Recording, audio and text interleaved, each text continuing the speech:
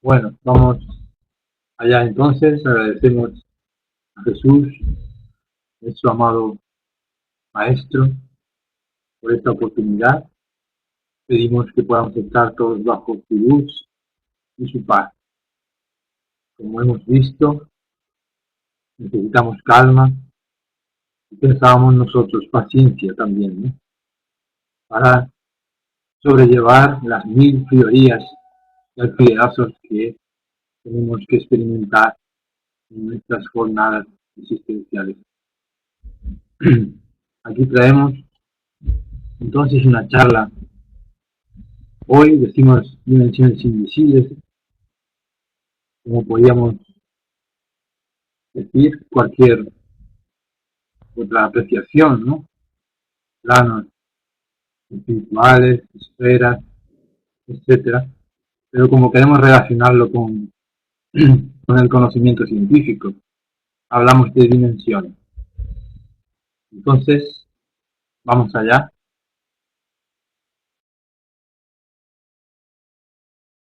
Y tenemos a los personajes que hemos puesto a la derecha, aunque joven se reconocerá, ¿no? Es Albert Einstein. Y a la izquierda tenemos a el filósofo de la ética, a Baruch Spinoza. Y bueno, en un decir de Albert Einstein, en el que consideraba que el universo es incomprensible y que en esta incomprensión está la comprensión del mismo. Esto lo dijo años después de que cimentara su teoría de la relatividad general, pues bajo la influencia, como hemos dicho, de este filósofo, él creía en una inteligencia superior como resultado de la observación de la armonía y de la belleza del universo. Y de ahí que dijera al físico Niels Bohr que Dios no juega a los dados, que es otra famosa expresión que ha pasado a la historia, ¿no? Entonces, vemos con estas simples afirmaciones que la investigación científica es una actividad venerable. Venerable porque el fin de la búsqueda de la verdad, de la comprensión de la naturaleza, es aproximarse al Creador. El acto científico, podemos decir, es un acto sagrado. Y esto nos lo dice André Luis en los dominios de la mediunidad, porque el cientificista, al investigar la esencia de la materia, descubrirá que la materia nos conduce a Dios. Entonces, en esta línea, Allan Kardec nos dejó claro, igualmente, que si no caminamos con la ciencia, el espiritismo estará abocado al fracaso. No obstante, el espiritismo no se detuvo donde lo hace la ciencia, y como consecuencia de ello resultó la ciencia del espíritu. Aunque en verdad eh, la ciencia oficial dista mucho aún de la doctrina espírita, en un futuro quizás pueda llegar a los mismos postulados que mantenemos, que mantiene la doctrina espírita. Y un buen ejemplo de ello hoy es el caso de la teoría sistémica, que conforma uno de los modelos actuales de predicción. Y en este sentido, si nos remitimos a la cuestión 33A del libro de los espíritus, podemos encontrar esta concepción sistémica de la que hablamos, que es un enfoque multidisciplinar de la ciencia. Y pregunta Kardec, esta teoría se refiere a la teoría de que todo está en todo, que existe una única sustancia primitiva. Nos dice, parece que está conforme con la opinión de los que no admiten en la materia más que dos propiedades esenciales, la fuerza y el movimiento, y que creen que todas las otras propiedades no son más que efectos secundarios que varían según la intensidad de la fuerza y la dirección del movimiento. La pregunta que formula. Y recibimos la respuesta que eh, en realidad esta opinión no es exacta. No existiría la materia, sino la fuerza y el movimiento, y habría que añadir según la disposición de las moléculas. Entonces, se trata, como podemos ver, de la teoría moderna, que surge a partir de la teoría cuántica de Albert Einstein. No existe la materia en sí, existe la fuerza y el movimiento. Y vamos a ver un ejemplo de ello.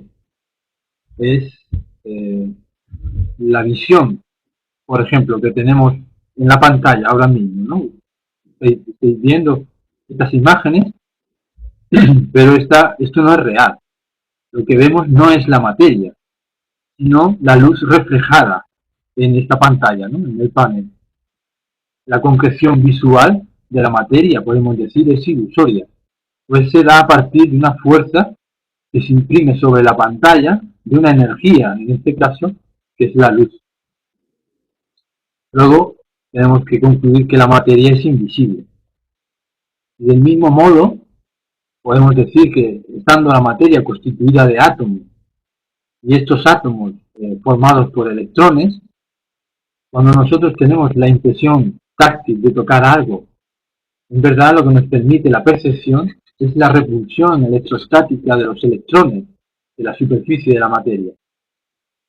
Entonces, si fuera posible tocar la materia, habría fusión atómica, habría una gran explosión, ¿no?, que acabaría con el mundo.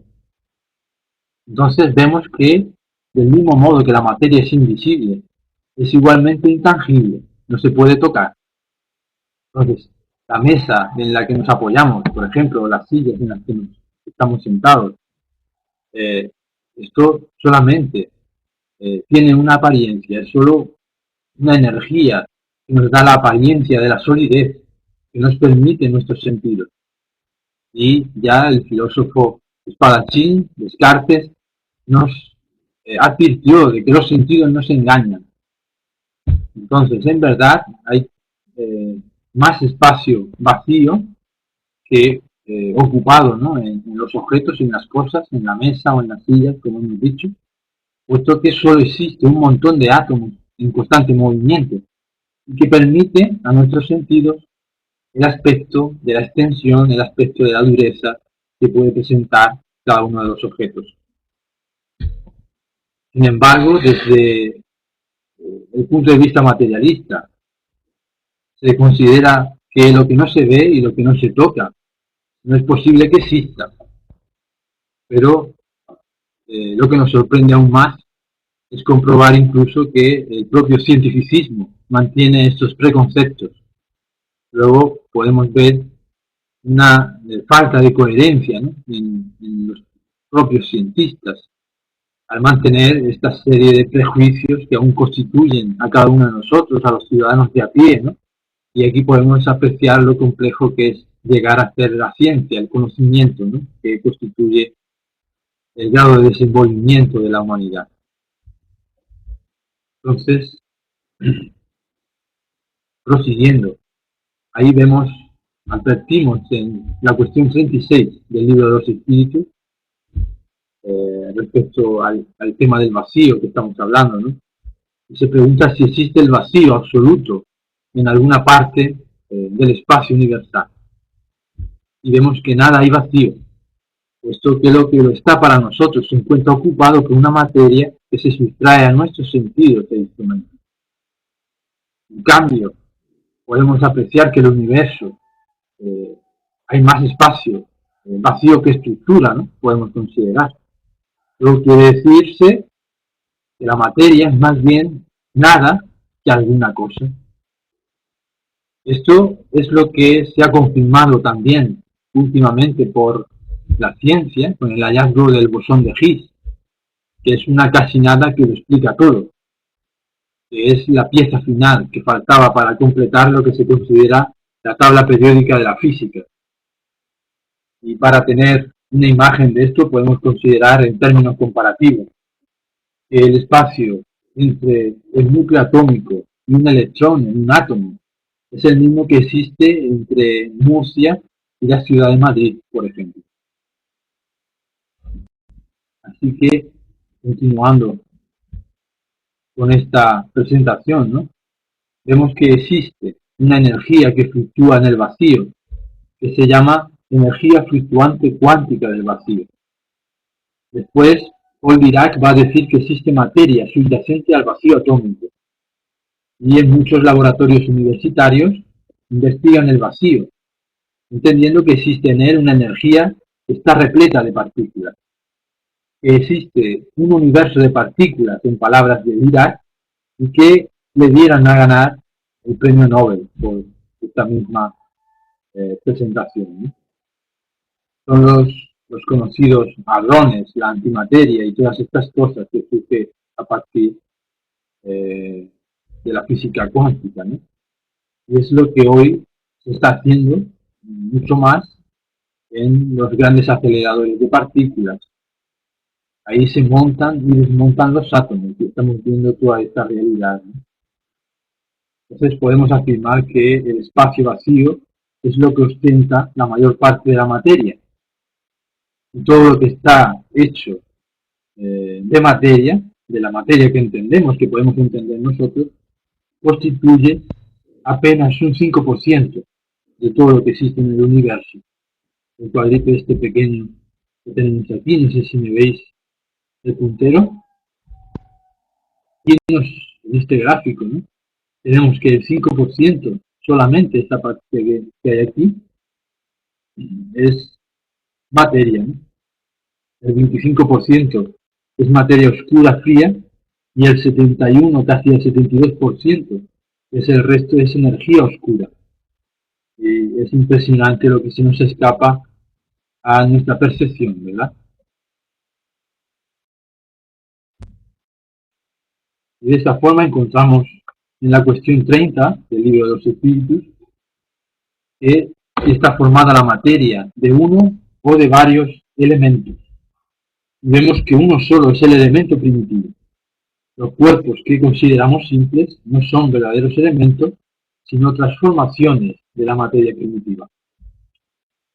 Y la física teórica está buscando ese elemento esencial amparada en la teoría de las supercuerdas, intenta unir la mecánica cuántica con la teoría de la relatividad, lo infinitamente pequeño, podemos decir, con lo infinitamente grande.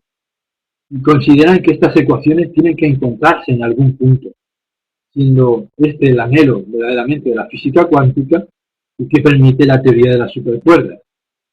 Solo que al calcular esa integración del micro con el macrocosmos en la naturaleza, la ciencia descubrió o ha descubierto que existen por lo menos 11 dimensiones en el espacio y que en estas dimensiones existe materia, solo que materia en otra vibración. Y incluso en la Universidad de Stanford la han llamado materia quinta esenciada. Es lo que se conoce vulgarmente como energía oscura, porque nuestra luz no ilumina las otras dimensiones. Y esta es la línea de investigación que se está tomando actualmente en la ciencia. Por tanto, vamos a ver que la ciencia está trayendo argumentos que hacen inteligible la espiritualidad. Y un día el espiritismo y la ciencia van a encontrarse en la misma amplitud, como hoy ya podemos atisbar con el movimiento transdisciplinar, con el trabajo multidisciplinar de la ciencia. Hoy existen expectativas de unión en muchos contextos científicos. Tenemos la biofísica, por ejemplo, la biología con la física, la psicobiofísica, la psicología, la biología y la física, y así entre muchos más, y podemos decir que de aquí a poco vamos a tener la espíritu psicobiofísica, porque todo se integra en la naturaleza, todo tiende al biotropismo, podemos decir, a esa dirección hacia la luz, que es el amor de Dios, es nuestro Padre Creador. Entonces,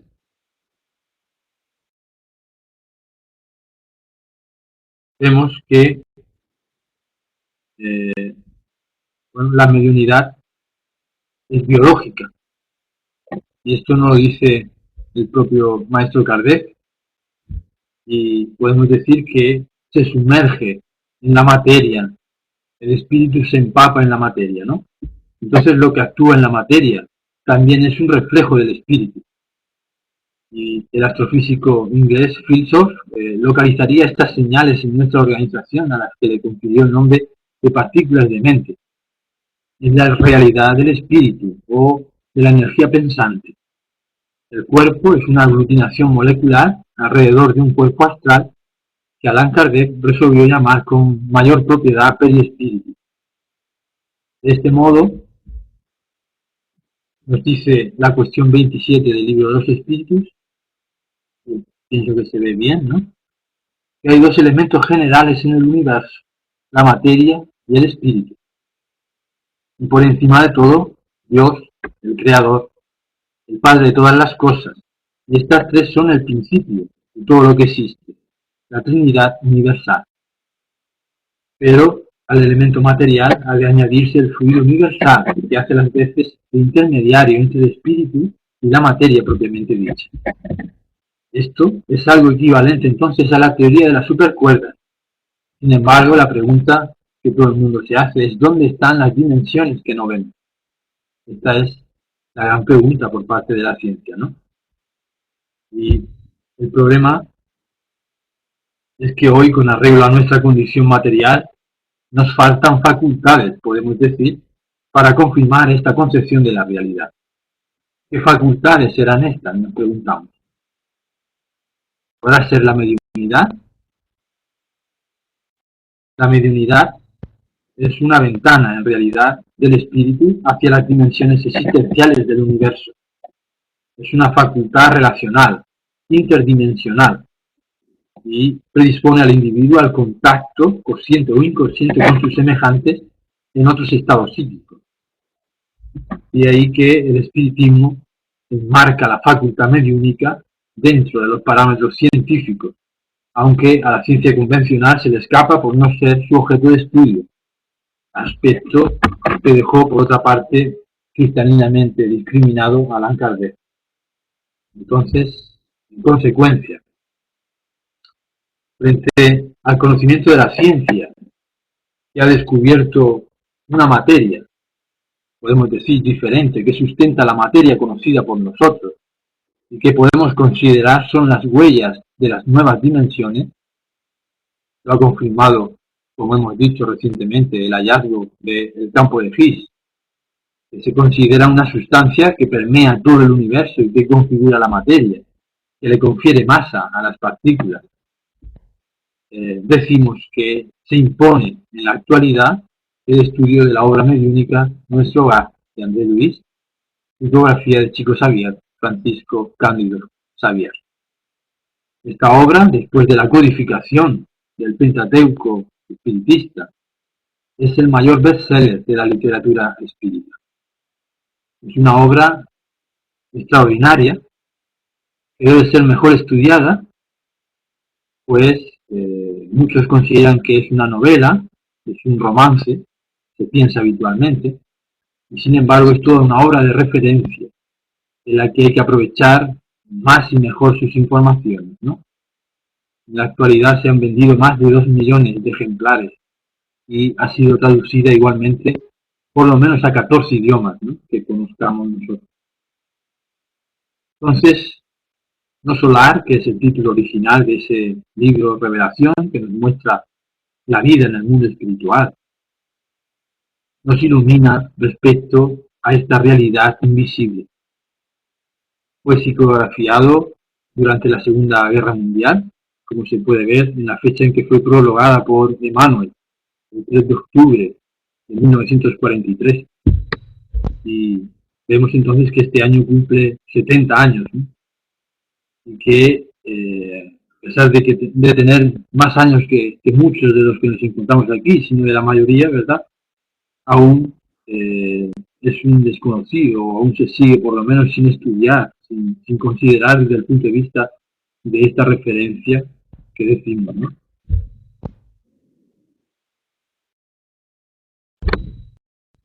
Hay muchas moradas en la casa de nuestro Padre, como dijo nuestro Maestro Jesús.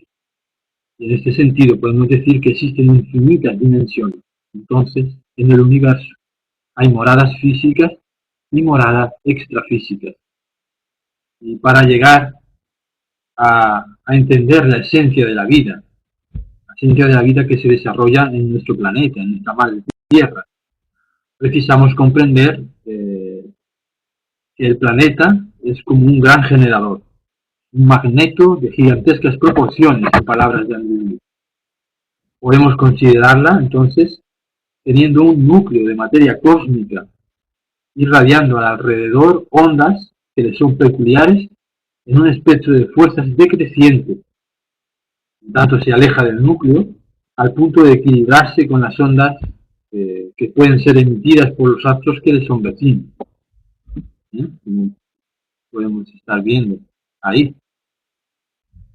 Entonces, podemos decir en este sentido que en los extremos de esas ondas, ¿no?, en la cúpula, el extremo de esa energía irradiada que se irradia desde el núcleo, ¿no?, se equilibra con las ondas de otros mundos, de otros globos, que igualmente irradian, ¿no?, estas energías, estas ondas, y que entran en un punto de energía cero, podemos decir, ¿no?, considerando el holograma cuántico.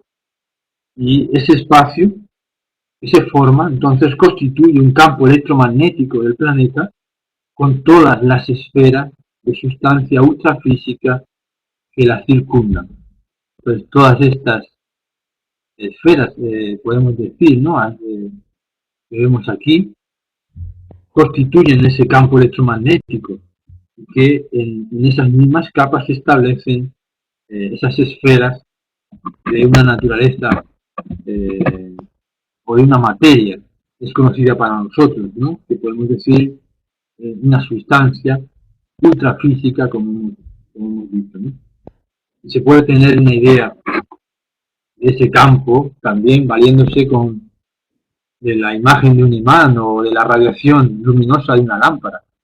Nosotros encendemos una luz en una habitación oscura, veremos que los rayos que se extienden al partir de encender la luz, ¿no?, desde el foco de la misma fuente de luz, ¿no?, que junto a ella tiene su máxima intensidad, y conforme se expande, llenando la habitación, ¿no?, se va alejando de ese punto focal, ¿no?, y disminuye esa intensidad, y se puede, bueno, si nosotros pudiéramos iluminar entonces el planeta, ¿no?, todas estas ondas que estamos viendo aquí, desde este punto de vista que decimos, como las ondas irradiadas al encender una lámpara, pues podríamos ver esta misma visión, ¿no?, del campo electromagnético del planeta, que sería el mismo efecto, ¿no?, podemos decir, cuando encendemos una lámpara, ¿no?, o encendemos una luz en una habitación, ¿no? Vemos de esta forma que el campo electromagnético del planeta se estructura por ondas, entonces, de la misma sustancia, pero de extensiones diferentes, de longitudes diferentes, y se comportan como masa o como energía, y que la percibimos según nuestro modo de ser, es decir, con arreglo a nuestro nivel de percepción. Está condicionado a su vez por nuestra escala evolutiva. Esto sucede del mismo modo con nuestro planeta, que se encuentra inmerso en un campo de atracción, el Sol, ¿no?, y que orbita en conjunción a otros planetas. Esto es lo que llamamos el sistema solar. Y es curioso notar incluso cómo nuestro sistema solar está también bajo el campo gravitatorio de otro Sol aún mayor, que llamamos Alcione. Y este es el dibujo que traemos aquí. Y esto nos permite vislumbrar entonces la ley de solidaridad que rige en el universo. Entonces tenemos un campo electromagnético formado por ondas de diversas extensiones, longitudes, que son constitutivas de la energía que irradia el núcleo del propio planeta y que otorga una realidad vibracional en el continuo espacio-tiempo. Por tanto, volvemos a decir que no es un espacio vacío, todo este espacio que a nuestros simples percepciones, a nuestros sentidos físicos, vemos que está vacío. En realidad no lo es, ¿no? Podemos decir que existe en ese espacio que se extiende desde el centro de la Tierra, desde ese núcleo, hasta los límites espaciales de su campo de irradiación, existe toda esta, múltiples dimensiones que hemos dicho. Y que hoy vivir es estar no solo en la realidad, tenemos que considerar, sino que tenemos que estar también en la posibilidad, porque se nos abre un abismo, ¿no?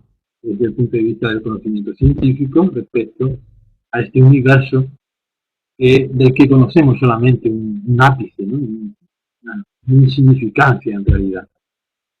Entonces, según la enseñanza dada por los espíritus, hemos dicho en la obra de André Luis, como entre otras, ¿no? Pero nos fundamentamos en la obra Nuestro Hogar, ¿no? Fundamentalmente.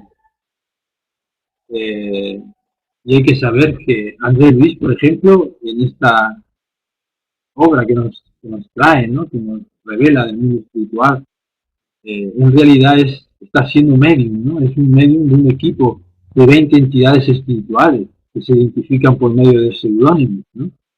Y que en Nuestro Hogar, por ejemplo, es Clarencio, el autor espiritual que efectúa las revelaciones a través de André Luis, ¿no? Y nos dice entonces que en el campo magnético de la Tierra podemos constatar que existen 7 dimensiones espirituales. Existen dimensiones subcostrales y supracostrales, es decir, por debajo de la corteza terrestre y por encima de ella. El diseño que traemos aquí es legado del mundo espiritual, ¿no? A través de la mediunidad de Igorina Acuña, que forma parte del libro Ciudad en el Más Allá. Nos muestra la representación de esta división en 7 planos o dimensiones, ¿no?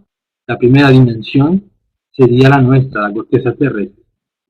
Pero antes de nada queremos hacer una reflexión, una llamada de atención sobre este número 7, ¿no?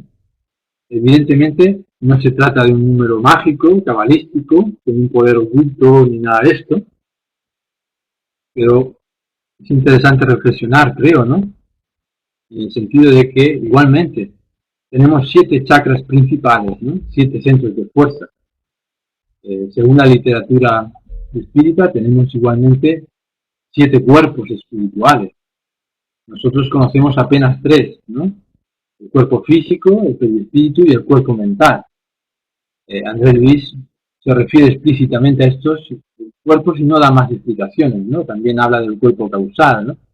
Pero la única obra dentro de nuestro medio que, detalla un poco o se refiere a estos cuerpos es el Romance de una reina de Rochester, donde en uno de los capítulos describe la existencia de estos 7 cuerpos espirituales, ¿no? Y bueno, hay que decir también que esta tesis está más difundida entre el esoterismo, ¿no? La teosofía o la antroposofía, que en nuestro propio medio, ¿no? Pero consideramos igual, siguiendo esta línea, ¿no? Comprobamos que existen 7 notas musicales también, y que son 7 los colores del espectro de la luz, del arco iris. También consideramos que hemos comprobado, ¿no? Que son 7 las capas geológicas de la Tierra, ¿no?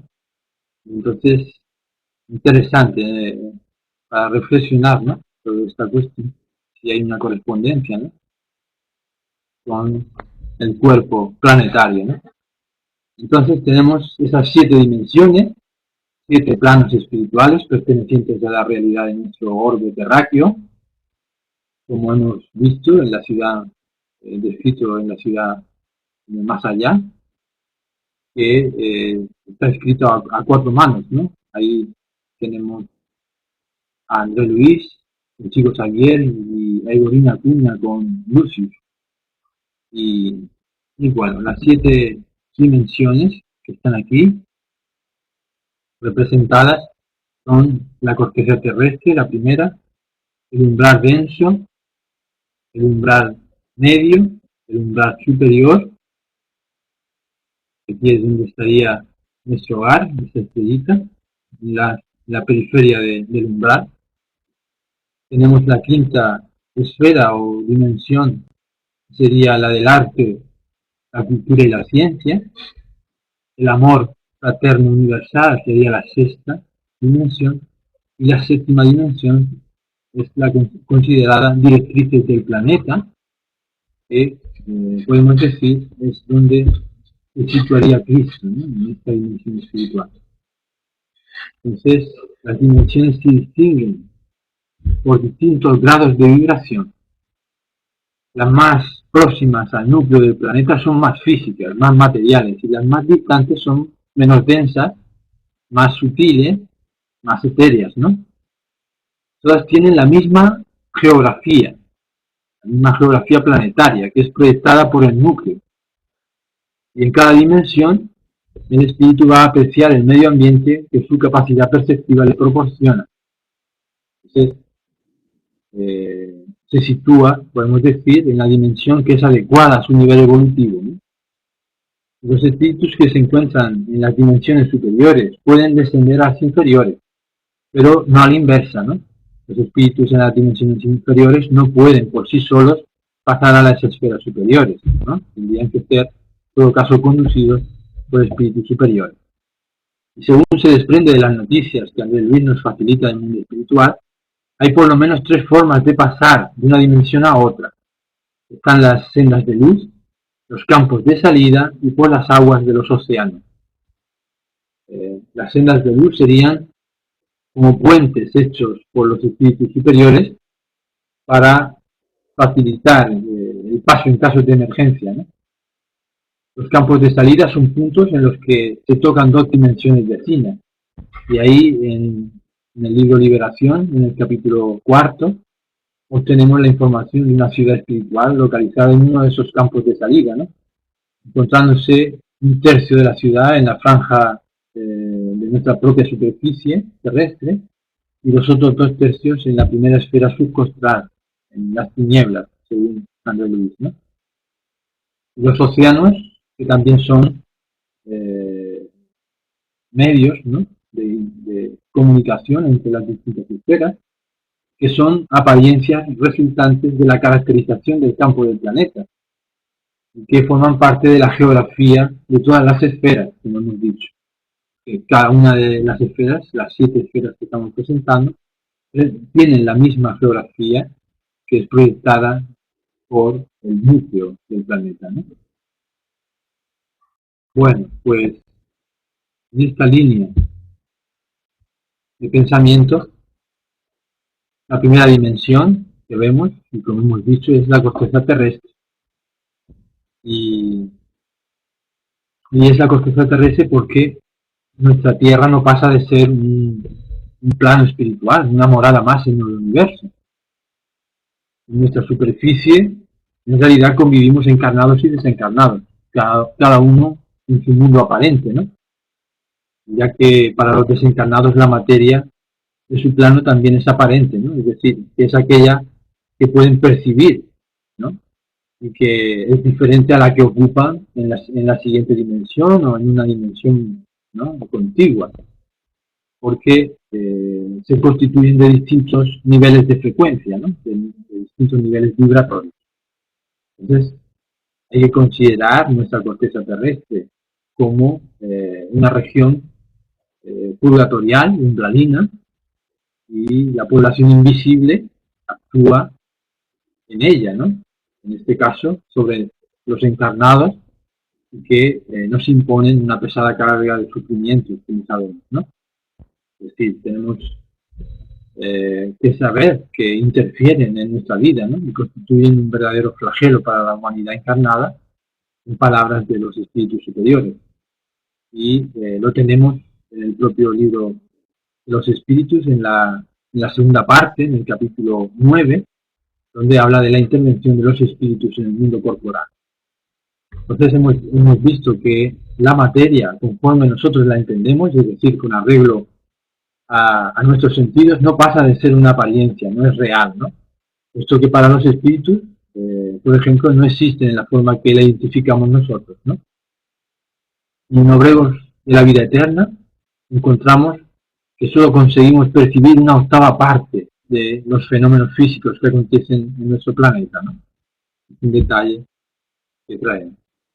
Entonces, continuando con estas dimensiones, tenemos ahí las dos dimensiones siguientes que son subcostrales, que se hallan por debajo de nuestra superficie. Son regiones de intenso sufrimiento y manifestaciones del mal, que André Luis nos las describe o las denomina como tinieblas de abismo. Nos preguntamos cómo pueden los espíritus vivir en el interior de la Tierra, ¿no? Pero esto no es tan inverosímil. Tenemos ejemplos en la espeleología, por ejemplo, ¿no? Que se adentran en ese submundo, ¿no? En un mundo subterráneo repleto de grutas, vericuetos, ¿no? Donde descubrimos la existencia de numerosas formas de vida, ¿no? E incluso ahí hallamos los restos de los vestigios del hombre prehistórico, ¿no? Entonces no es tan sorprendente. Y ahí tenemos por encima de nosotros entonces la cuarta dimensión, el umbral superior, que se puede definir como la periferia del umbral, ¿no? Es una región, un clima mental más ameno, y es donde se sitúa la ciudad espiritual, nuestro hogar, como hemos dicho, que es este edificio que hay aquí. Tiene una forma de estrella, como veis, y dos planos. Está compuesto de dos planos, ¿no? El umbral superior, pero es el umbral, sigue siendo, ¿no? Entonces tenemos cuatro dimensiones que son umbralinas. Nuestra corteza, dos por debajo y una por encima. Entonces vemos que el umbral está en torno nuestro, ¿no? En verdad el umbral es una dimensión superior a nuestra vida en la Tierra, pero ir al umbral, cuando nosotros desencarnamos, ¿no? Decimos ir al umbral, en realidad pensamos a lo mejor que es negativo, pero es promocionar, ¿no? Porque si vamos a nuestro hogar, vamos al umbral superior, ¿no? Entonces es una promoción, ¿no? Es una zona del mundo espiritual que necesitamos, en realidad, ¿no? La necesitamos para nuestra descongestión mental y perispiritual.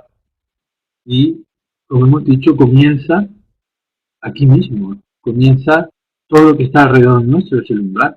Desde nosotros queremos coger ahora mismo, así simulando coger el aire, estamos cogiendo el umbral, ¿no? Entonces, esta es la idea que podemos hacer, ¿no? Del umbral, que a veces consideramos pernicioso, ¿no? Negativo. Bueno, aquí tenemos la quinta dimensión, que es, bueno, a partir de aquí ya tenemos pocas noticias, ¿no? Pero se constituye en una región feliz, ¿no? Allí habitan los espíritus que se dedican al arte en general, la cultura y la ciencia, ¿no? Podemos imaginar que todos los avances científicos, tecnológicos, se fraguan ahí, ¿no? Ahí ya se han investigado, se han elaborado, ¿no? Y posteriormente hemos tratado de implementarlos, de incorporarlos en el mundo físico, ¿no?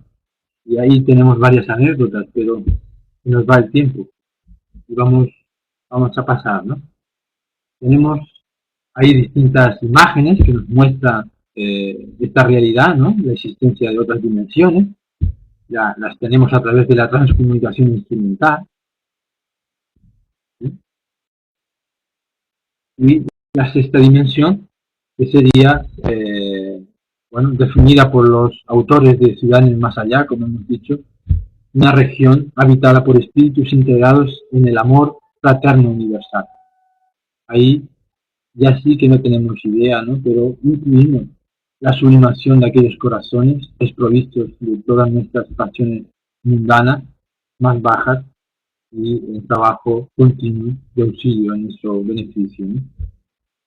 Y finalmente, la séptima dimensión, que es las esferas habitadas por los espíritus encargados de tratar las directrices del planeta, como hemos dicho. Esta esfera está abierta al infinito, ¿no? Ahí conviven espíritus que fueron, bueno, que vencieron ya todas las etapas terrestres, ¿no? Y son verdaderos ciudadanos del universo, ¿no? Y desde ahí, como podemos ver con esta imagen, ¿no? Está montada, se vislumbra todo el globo terráqueo, ¿no? Completo.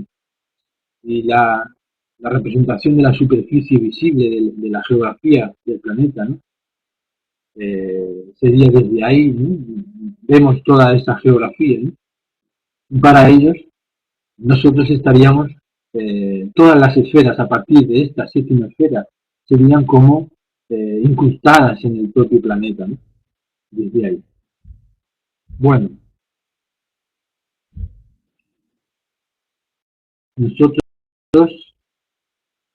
tenemos que considerar, ¿no? Entonces, estas dimensiones, eh, como hemos dicho, desde la última, por todas aquellas que contienen, ¿no? Que están en el interior del planeta, y que en este sentido el universo no está vacío, como se pretende, puesto que vemos que existen todas estas dimensiones y que están cada vez fehacientemente corroboradas, ¿no?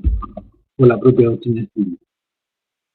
Y claro, nosotros no sabíamos nada de espiritismo hasta 1857, ¿no? Por lo tanto, la concepción del mundo espiritual era meramente especulativa, ¿no? Era la imaginación, ¿no? Solicitada por nuestra imaginación y por nuestra credibilidad.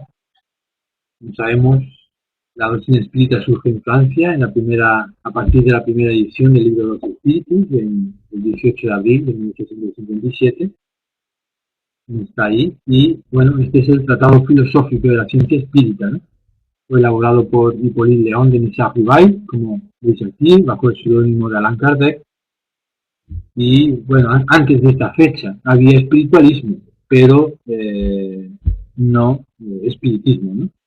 Había ciencias esotéricas, ocultismo, pero no espiritismo. Entonces tenemos 156 años, ¿no? Hace ya del surgimiento de la doctrina espírita como tal. Y esto supone, ¿no? Que muchos de nosotros, por ejemplo, estamos teniendo el contacto con el espiritismo por primera vez, ¿no? Y a lo sumo hemos podido estar en 2 ocasiones bajo su bandera, pero no más, ¿no? Entonces, ahí tenemos la influencia de las religiones en nuestra vida, fundamentalmente del catolicismo desde el punto de vista espiritualista, ¿no? Y de ahí que aún tengamos muchos, ¿no? Estas tendencias, estos impulsos, ¿no? Que vienen pues confeccionados o están en nuestra vida, ¿no? A través de esta propia contribución en la que hemos dado, ¿no? Nosotros mismos, en el surgimiento de los distintos cultos, de las distintas religiones que se han podido constituir, ¿no?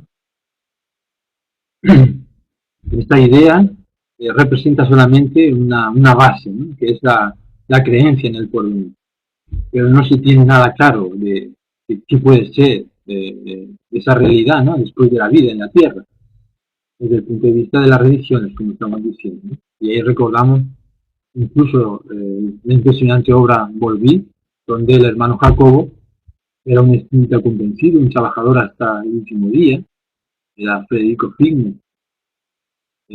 Creía que la muerte vendría a ser una liberación para el espíritu y nada más, ¿no? Llegó un gran fracaso, ¿no? Y en cuanto pudo, pues nos exhortó, ¿no? A que nos espiritualizáramos, porque el mismo, después de ser por más de 30 años, o creo, si no recuerdo mal, espiritista, ¿no? Al final había tenido bueno, poca conciencia también de esta realidad, que luego encontramos todavía más real de la que de las concepciones que podemos alcanzar ahora con nuestros estudios, ¿no? Y bueno, ahí traemos en esta línea también distintas filosofías, ¿no? Que nos hablan de esta realidad. El budismo, por ejemplo, que confluye mucho con muchas ideas espiritistas, ¿no? Pero siguen estando en concepciones especulativas desde el punto de vista de la realidad del espíritu, ¿no? Entonces, ahí tenemos también la visión en Occidente, ¿no? De del cielo y del infierno y el purgatorio, ¿no?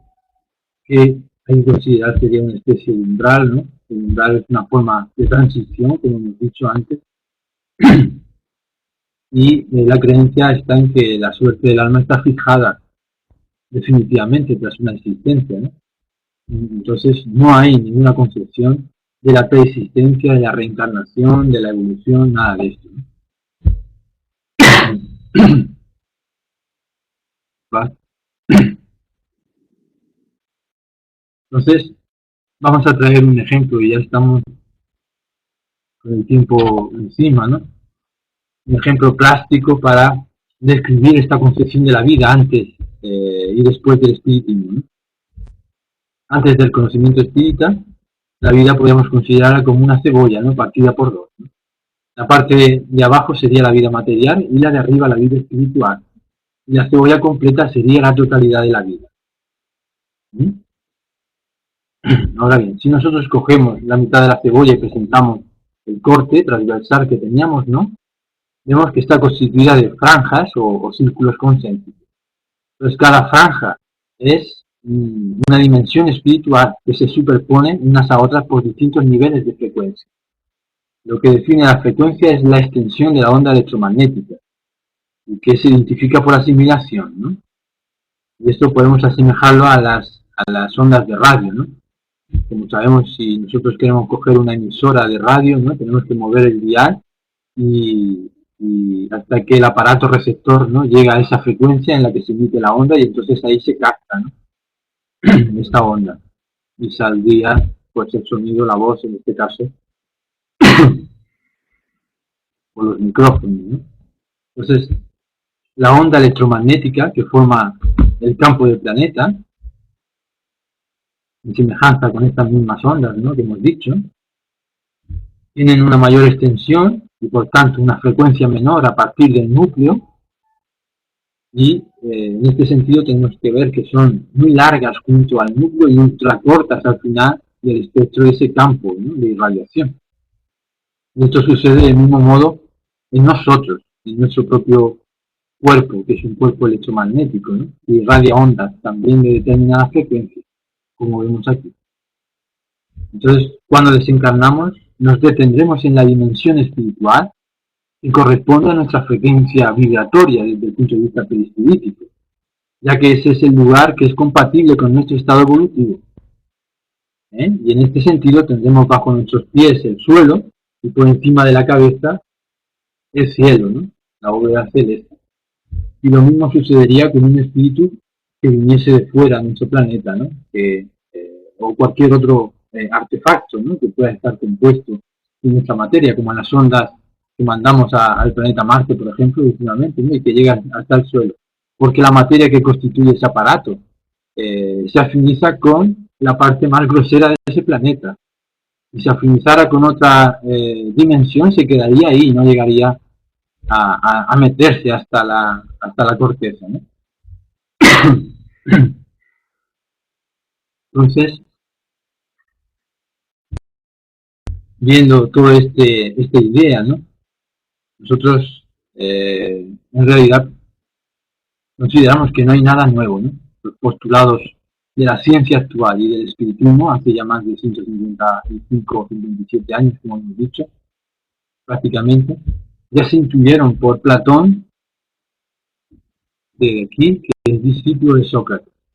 Esto se intuyó en el siglo V antes de Cristo. Y nos decía Platón en este sentido que sustentando el mundo visible se encuentra el mundo inteligible, que era el mundo de las ideas.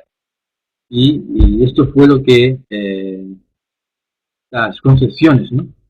Que llevó a colocar Kardec en el Evangelio según el Espiritismo, ¿no? Como precursores del cristianismo y del espiritismo, a esos dos filósofos, ¿no? Entonces este mundo físico en el que nos encontramos se encuentra sumergido en el mundo espiritual, que es el mundo originario. Y estas ideas estaban ya desde hace mucho tiempo. Bueno, como vimos en otras religiones, ¿no? Que hemos dicho fundamentalmente nosotros nos ha influido el catolicismo, ¿no? Mantenemos esta concepción porque la influencia de la Iglesia sobre el mundo ha sido secular, ¿no? Ha habido una secularización de la religión a lo largo del tiempo. Y esto nos ha marcado, ¿no? Son patrones arcaicos que mantenemos cada uno de nosotros, lo llevamos en la sangre, ¿no? Podemos decir. Entonces, está tan fuertemente en nosotros que creemos que nuestro hogar, por ejemplo, es el cielo de los espiritistas, ¿no? Esto, hemos oído a mucha gente decir esto, ¿no? Y desear ir a nuestro hogar cuando desencarne, ¿no? Cuando en realidad nuestro hogar es el umbral, ¿no? Y es una ciudad espiritual igual a otras muchas ciudades espirituales que existen, ¿no? De las infinitas ciudades espirituales que podemos decir existen en el espacio, ¿no? En el universo. Entonces, hemos dicho que hay muchas moradas en la casa del Padre, ¿no? Y nos dijo algo más, nos dijo que Él se iba a preparar un lugar, ¿no? Entonces ese lugar no estaba preparado. Quiere decirse que a medida en que fuimos colonizando la Tierra, los espíritus, ¿no? Colonizamos igualmente el espacio espiritual perteneciente a la Tierra, ¿no? Y llegado el momento, pues se fundó esta ciudad, nuestro hogar, como se pudo y se ha ido fundando otras tantas, que en este caso, nuestro hogar fue fundado en el siglo XVI, como sabemos, ¿no? Y que se encuentra en la vertical del Reino de Janeiro, en Brasil, ¿no? Y, y tenemos planos de esta misma ciudad, ¿no? Esto es el aerobús, vehículos que hay, ¿no? Y bueno, todo esto se considera de los bosques, de las ciudades, de los vehículos, ¿no? Se considera que es una fábula, ¿no? Que todo esto pertenece al mundo de la fantasía, ¿no? Y argumentan muchos espiritistas incluso, ¿no? Que se dicen espiritistas que Allan Kardec no dijo nada de esto, ¿no? Y que él solo hablaba de la erraticidad y no de las colonias espirituales, ni de las ciudades, ni de metrópolis, ¿no? De las dimensiones. Y tenemos que decir que Kardec hablaba de un modo genérico del mundo espiritual, ¿no? Estaba presentando por primera vez esta realidad. Entonces, para la época ya era mucho, ¿no? Y además, si hubiera mencionado la existencia de ciudades en el mundo espiritual, organizadas socialmente, como sabemos, pues en vez de quemar la efigie en sus libros, como se hizo en Barcelona, ¿no? En la plaza pública de Barcelona en 1861, con el conocido auto de fe, pues hubieran tratado de quemarlo vivo en realidad, ¿no? Entonces, este es un motivo. Ahí nosotros nos impresionó, ¿no? Cuando leímos Nuestro Hogar, el primer capítulo, ¿no? En las zonas inferiores. Y bueno, ahí estaba, nos dice Andrés Luis, que estaba convencido de que ya no pertenecía al número de los encarnados en el mundo. Fíjate, Andrés Luis estaba casi 9 años, estaba 8 años y medio ya en el mundo espiritual, ¿no? Y ya estaba convenciéndose de que había muerto. Entonces, ¿cómo es posible, ¿no? Que tardara tanto tiempo en darse cuenta de que había desencarnado, de que había muerto? Entonces, consideramos que esto se deberá a que el perispíritu no es una cosa vacía, ¿no? No es como esas sábanas blancas flotantes que consideramos por ahí en las apariciones de fantasmas, ¿no? Y parajes en las casas abandonadas y todo esto, ¿no? Tiene que ser otra cosa, ¿no? Y el ejemplo lo tenemos en la última obra de la serie de Luis, ¿no? Y la vida continúa. Y ahí se narra que se conocen en un lugar de descanso, en un balneario o algo así, ¿no? Previo a una intervención quirúrgica, ¿no? Se estaban preparando para esta intervención. Ernesto Fantini y Evelina Serpa, ¿no?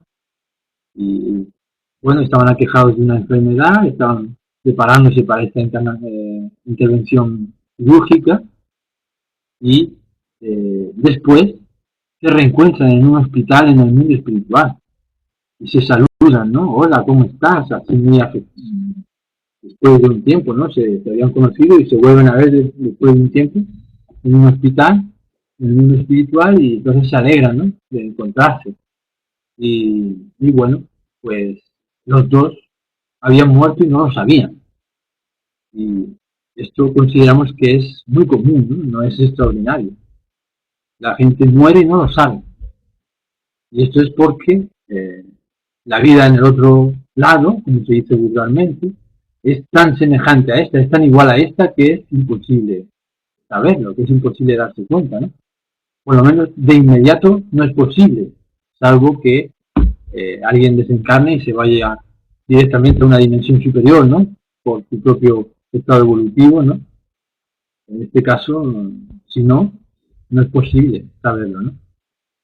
Entonces, se han preguntado, eh, ahora mismo podemos decir, ¿no? Si nos podríamos preguntar, ¿no? Si estamos encarnados o desencarnados, porque en verdad toda esta cuestión de la materia ya nos hace pensar en esto, ¿no? La materia más densa o menos densa, entonces no sabemos si en realidad puede ser que estemos desencarnados, ¿no? Y pensamos que estamos encarnados, porque ¿cuál es la diferencia?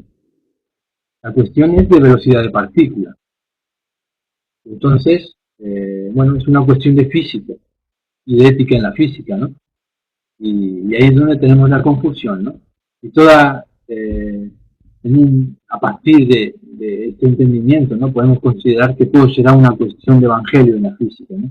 Y ahí es donde nosotros apreciamos la advertencia de Emmanuel en nuestro hogar cuando dice que necesitamos de espiritismo y de espiritualismo, pero mucho más de espiritualidad, ¿no? Entonces, ¿qué es la espiritualidad? Tenemos que preguntarnos, ¿no? Es la vivencia del Evangelio, es la aplicación de su código ético moral en nuestras vidas. Y vemos entonces que física y moral están unidas, ¿no? Y bueno, tan unidas que nosotros nos llegamos a confundir, ¿no? De esta realidad, si estamos en el mundo físico o no, ¿no? Y bueno, ya se nos va el tiempo, pero ahí, siguiendo con esta idea, ¿no? Andrés Luis me dice que estaba convencido de que ya no pertenecía al número de los encarnados en el mundo, y sin embargo mis pulmones respiraban con profundas inspiraciones de aire. Entonces el espíritu tiene pulmones, respira, ¿no? Porque la vida no es posible sin respirar.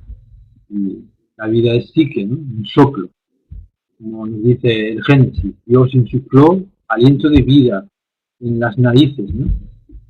Y vemos que el espíritu tiene, el espíritu tiene pulmones, ¿no? Tiene riñones, corazón, y tiene es todo un organismo, ¿no? Igual que este cuerpo, que en realidad es la copia de aquel modelo organizador biológico, ¿no? Y esto es lo que nos confunde, ¿no? En la visión de que en realidad nosotros no saber concretamente si estamos encarnados o desencarnados, porque nosotros nos tocamos, nos vemos que estamos igual, ¿no? No ha cambiado nada. Y ahí es donde nos confundimos, ¿no? Entonces, bueno, ahí tenemos las obras que en realidad, la codificación, las obras suplementarias, la revista espírita y las obras luego suplementarias, ¿no? Que desdoblan la propia codificación y que a nosotros nos resta decir que tenemos que estudiar, tenemos que conocer en profundidad, ¿no? No solamente estas, sino muchas más. Hay más de 700 obras muy únicas, ¿no? Y es mucha literatura espírita la que tenemos a nuestro alcance para poder profundizar sobre esta realidad de las dimensiones espirituales, ¿no? Y terminaríamos entonces, porque ya hemos pasado, tuvimos culpas, ¿no? Con la idea esta de los siete, del número 7, ¿no? Hermes Trismegistus también nos dijo, ¿no? Que los principios de la verdad son 7. Como es arriba es abajo, como es abajo es arriba, nada está inmóvil, todo se mueve, todo vibra. Y el mayor equívoco es pensar que la vida va de la tierra al plano espiritual, cuando en verdad viene de la dimensión espiritual hacia la terrestre, ¿no? La vida es un continuo de nacimiento, muerte y renacimiento. Nosotros pensamos que la vida ya es una copia de esta, cuando es esta de aquí la copia imperfecta de la vida que vivíamos y que seguiremos viviendo después de este pasaje por el velo de la carne, ¿no? Porque, como sabemos, La vida originaria es la vida del espíritu, que es la vida en plenitud, la vida en abundancia. Entonces, nosotros pensamos que debemos ampliar nuestro conocimiento, trabajando y sirviendo siempre, con el fin de aspirar a adentrarnos a esas dimensiones de elevada estética, de regiones felices, donde reinan completamente el bien, la armonía y la belleza. Y este es nuestro objetivo y tiene que ser nuestro mayor esfuerzo, ¿no? Gracias amigos por la atención y hasta aquí mi charla.